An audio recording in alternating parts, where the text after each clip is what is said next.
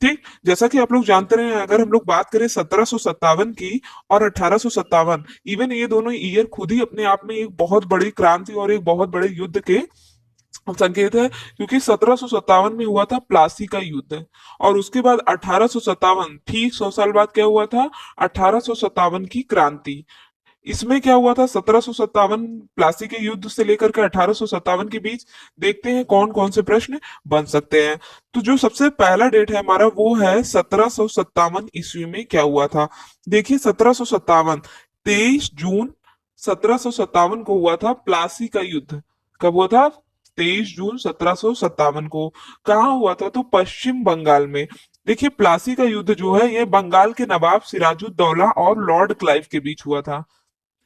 Lord Clive और यह युद्ध हमारे लिए इतना इंपॉर्टेंट क्यों है, क्योंकि वैसे तो जो अंग्रेज आए थे भारत में वो व्यापार के लिए आए थे, लेकिन यहाँ से क्या हो जाता है, ब्रिटिश प्रभुत्व का प्रारंभ होता है।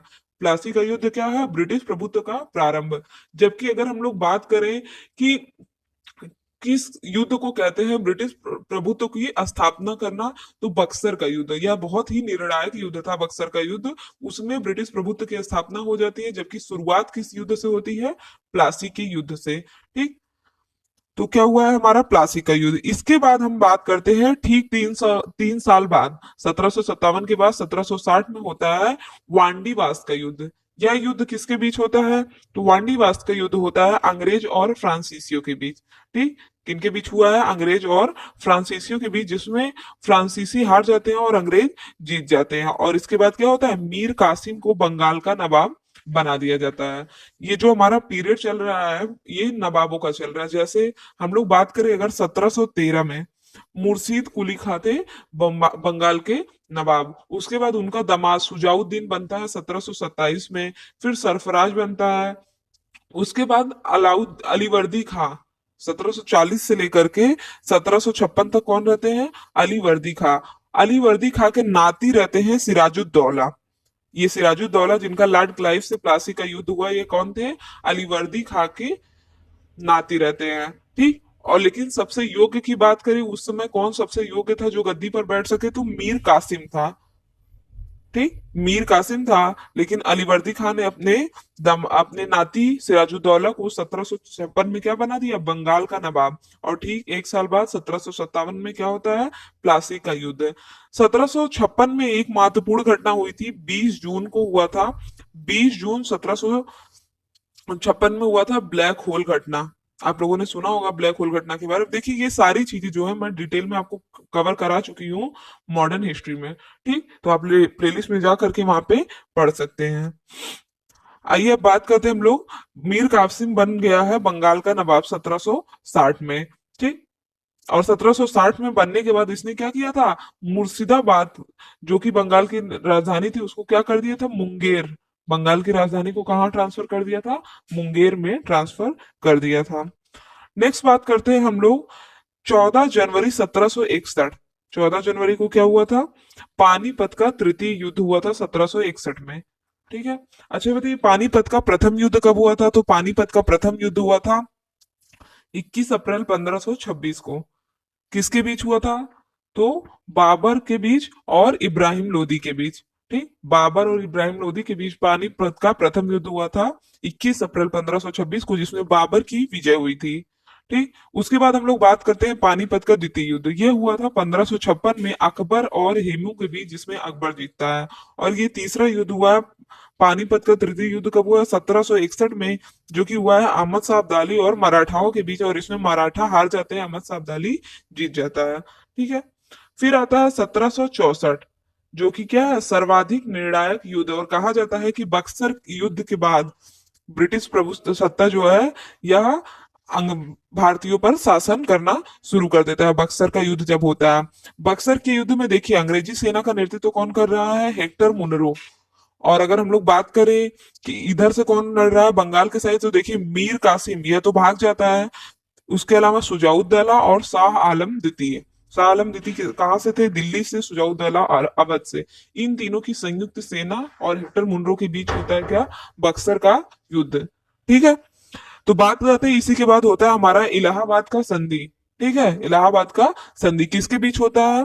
तो शाह आलम द्वितीय और बंगाल के नवाब नजमुद्दौला और लॉर्ड क्लाइव के बीच होता है इलाहाबाद की संधि 12 अगस्त 1765 को। इंपॉर्टेंट डेट है, याद रखिएगा। 1765 में होती है शाह आलम द्वितीय नजमुद्दौला और लॉर्ड क्लाइव के बीच इलाहाबाद की संधि। क्या था इलाहाबाद की संधि? अक्सर क्वेश्चन आता है। तो देखिए इसमें क्या था कि जो बंगाल, बिहार और उड़ीसा की दीवानी, ये दीवानियां दे दी जाती हैं कंपनी को, और मुगल सम्राट को 26 लाख प्रतिवर्ष पेंशन दिया जाना शुरू हो गया। ठीक, तो याद रखिएगा कब हुआ था? 1765, 12 अगस्त को। अगला जो हमारा इंपॉर्टेंट है वो है 1767, 1767 टू 79 का पीरियड। 1767 में होता है प्रथम आंग्ल मैसूर युद्ध। ठीक, आंग्ल मैसूर युद्ध देखिए कुल 4 हुए थे। कितने हुए थे? 4, और उन चारों को हम लोग यहीं पे देखेंगे। मैसूर के शासक कौन थे? हैदर अली थे। ठीक, हैदर अली और अंग्रेजों के बीच होता है प्रथम आंग्ल मैसूर युद्ध। अब यहाँ से जो इंपॉर्टेंट क्वेश्चन बनता है वो यह बनता है कि अगर ये आंग्ल मैसूर युद्ध है, या किसी ना किसी संधि से समाप्त हुआ है, चारों मैसूर युद्ध जो है ये एक संधि से समाप्त हुए हैं, तो वहां पे क्वेश्चन बनता है कि कौन सा आंग्ल मैसूर युद्ध किस संधि से समाप्त हुआ है। युद्ध में दो ही चीजें होती है, या तो इंसान विजयी हो या फिर संधि कर ले। ठीक, तो जो पहला आंग्ल मैसूर युद्ध हुआ था 1767 में शुरू हुआ और 1769 में मद्रास की संधि से समाप्त हो गया। कारण क्या था इसमें क्या कारण था? हैदर अली और फ्रांसीसियों की मित्रता।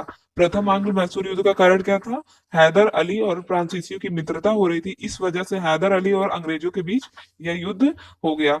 युद्ध का समापन हुआ है 1769 से मद्रास की संधि से। इस समय बंगाल का गवर्नर कौन था? तो बंगाल के गवर्नर थे लॉर्ड वेरिलस्ट।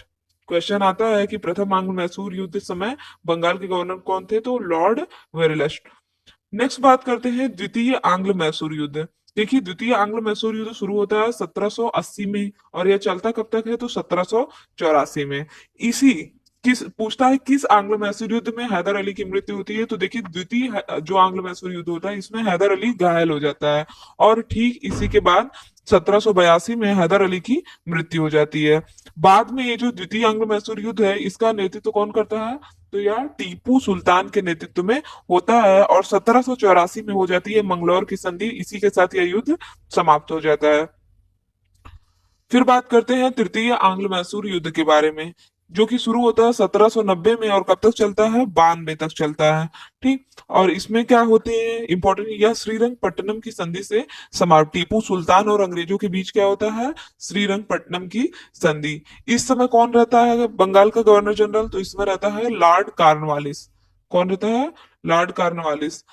फिर होता है हमारा चतुर्थ आंग्ल मैसूर युद्ध, जो कि कब होता है? 1799 में, और इसी में हो जाता है टीपू सुल्तान की मृत्यु, जो कि समाप्त होता है मैसूर सहायक संधि से। और पुनः मैसूर क्या होता है? वाडियार वंश की स्थापना होती है मैसूर में। इस समय लॉर्ड वेलेजली रहते हैं। कौन रहते हैं? Lord Wellesley. अब फिर देखते हैं हम लोग 1772 में आते हैं। 1771 में देखिए कोई बहुत ही इंपॉर्टेंट घटना नहीं हुई थी। 1772 हमारे लिए इंपॉर्टेंट है। क्यों? क्योंकि वॉरेन हेस्टिंग्स इस समय बंगाल के अंतिम गवर्नर थे। बंगाल के अंतिम गवर्नर कौन है? Warren Hastings. बंगाल के पहले गवर्नर कौन है?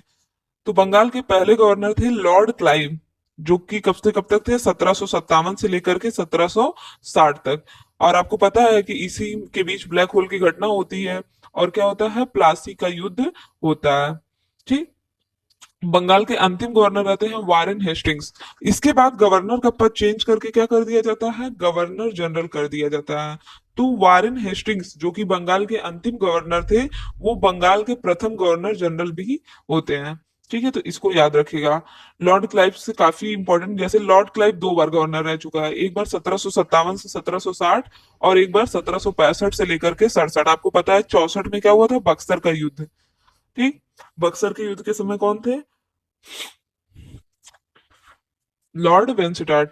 ठीक, अब बात करते हैं 1773। 1773 काफी इंपॉर्टेंट है क्योंकि इस समय आया था क्या? Regulating act. ठीक है, और इसके बाद होता है कि बंगाल का प्रथम गवर्नर जनरल बना दिया जाता है वारेन हेस्टिंग्स को, जिसका कार्यकाल कब से कब तक रहता है? 1774 से लेकर के 85। वारेन हेस्टिंग्स से रिलेटेड काफी इंपॉर्टेंट क्वेश्चन है। कलकत्ता में उच्चतम न्यायालय की स्थापना होती है किसके समय में? वारेन हेस्टिंग्स के समय में। इसलिए वारेन हेस्टिंग्स को भारत में न्यायिक सेवा का जन्मदाता कहा जाता है। अब उच्चतम न्यायालय तो बन गया, अब इसके चीफ जस्टिस कौन है? इसके चीफ जस्टिस बनाए गए थे एलिजा इम्पे। ठीक। और यह गवर्नर जनरल ऐसा था बंगाल का जिसके ऊपर महाभियोग लगाया गया था 1788 में। ठीक है। इसी के समय में वारेन हेस्टिंग्स और सुजाउद्दौला के बीच क्या होता है? 1773 में ही होता है बनारस की संधि। और 1784 में क्या हो जाता है? एशियाटिक सोसाइटी ऑफ बंगाल की स्थापना। यहाँ पे देखिए, यहाँ पे हम लोगों ने क्या कितना कवर किया? 1774 से लेकर के 85। अब आते हैं 1775 में क्या हुआ था। तो 1775 में होता है, जो कि 82 तक चलता है, आंग्ल मराठा युद्ध, प्रथम आंग्ल मराठा युद्ध। फिर हम लोग बात करते हैं 1784 में। देखिए 1784 में आता है हमारा पिट्स इंडिया एक्ट। 1773 में आता है रेगुलेटिंग एक्ट, और 84 में क्या आता है? Pitt's India act. इसके बारे में मैंने भारत की राज्य व्यवस्था प्लेलिस्ट में आप जाइए, वहां ये सारी चीजें आपको डिटेल में बताई गई। यहाँ हम लोग सिर्फ याद कर रहे हैं कि जो भी इंपॉर्टेंट घटनाएं हुई है इन 100 सालों में। ठीक। फिर मैंने आपको बताया कि एशियाटिक सोसाइटी ऑफ बंगाल की स्थापना कब होती है? 1784 में। जरा बताइएगा कि एशियाटिक सोसाइटी ऑफ बंगाल की स्थापना किसने किया था? तो विलियम जोन्स ने किया था। किसने किया था? विलियम जोन्स ने। ठीक। फिर आ जाता है 1786 का पीरियड। काफी इंपॉर्टेंट है क्योंकि इस समय लॉर्ड कॉर्नवालिस रहते हैं बंगाल की गवर्नर जनरल, और इनके समय में बहुत सी इंपॉर्टेंट घटनाएं हुई रहती हैं जो एग्जाम पॉइंट ऑफ व्यू से हमारे लिए काफी इंपॉर्टेंट है। इनका कार्यकाल रहता है 1786 से लेकर के 93। तो याद कर लीजिए कॉर्नवालिस का कब से कब तक है? 86 से 93। कॉर्नवालिस एकमात्र गवर्नर जनरल है जिसकी समाधि कहाँ है? भारत में है। और भारत में कहाँ पे है? गाजीपुर में। भारत के गाजीपुर में लॉर्ड कॉर्नवालिस की समाधि है। इसे पुलिस सेवा का जन्मदाता कहा जाता है। और इसने क्या इंपॉर्टेंट काम किया? तो दास व्यापार पर रोक लगाया है। 1789 में लॉर्ड कॉर्नवालिस ने दास व्यापार पर रोक लगाया है। और इसके साथ साथ क्या किया था? प्रांतीय न्यायालय की, प्रांतों में न्यायालय की शुरुआत किसने किया था? तो लॉर्ड कॉर्नवालिस ने। कॉर्नवालिस संहिता में क्या क्या चीजें दी गई हैं? कर और न्याय दोनों से संबंधित है कॉर्नवालिस संहिता। अब आते हैं 1793 में। 1793 में देखिए अस्थाई बंदोबस्त की शुरुआत हुई थी, जो कि किसने किया था? लॉर्ड कॉर्नवालिस ने। इसमें होता क्या था कि जमींदार भूमि का वास्तविक मालिक रहता था कब तक? जब तक कि वह गवर्नमेंट को टैक्स पे करता था। यही था अस्थाई बंदोबस्त। इसके बारे में भी मैं आपको पढ़ाऊंगी क्योंकि यहाँ से काफी क्वेश्चन आते हैं एग्जाम में। फिर आ जाता है 1798, 1798। 98 में देखिए गवर्नर जनरल बनते हैं लॉर्ड वेलेजली, जो कि 1805 तक रहते हैं। ठीक। वेलेजली ने सहायक संधि की शुरुआत किया। ठीक। और इनकी जो सहायक संधि शुरू हुई उसमें प्रथम राज्य कौन सा था जिसने स्वीकार किया था? तो हैदराबाद में। अच्छा ठीक है, भारत की हम लोग बात कर ले, लेकिन सहायक संधि का जन्मदाता किसे माना जाता है? तो डुप्ले को। ठीक। अब बात आती है सहायक संधि से कई क्वेश्चन हमारे इंपॉर्टेंट है। जैसे सहायक संधि स्वीकार करने वाला प्रथम मराठा सरदार कौन है? तो पेशवा बाजीराव द्वितीय। और जो क्रम से बात करें तो सबसे पहले हैदराबाद ने किया, फिर मैसूर ने किया, फिर तंजौर ने किया, फिर अवध ने, और फिर पेशवा ने। ठीक। लॉर्ड वेलेजली को बंगाल का शेर भी कहा जाता है। ठीक। उसके बाद आ जाता है हमारा 1801। तो 1801 में हुई थी फोर्ट विलियम कॉलेज की स्थापना।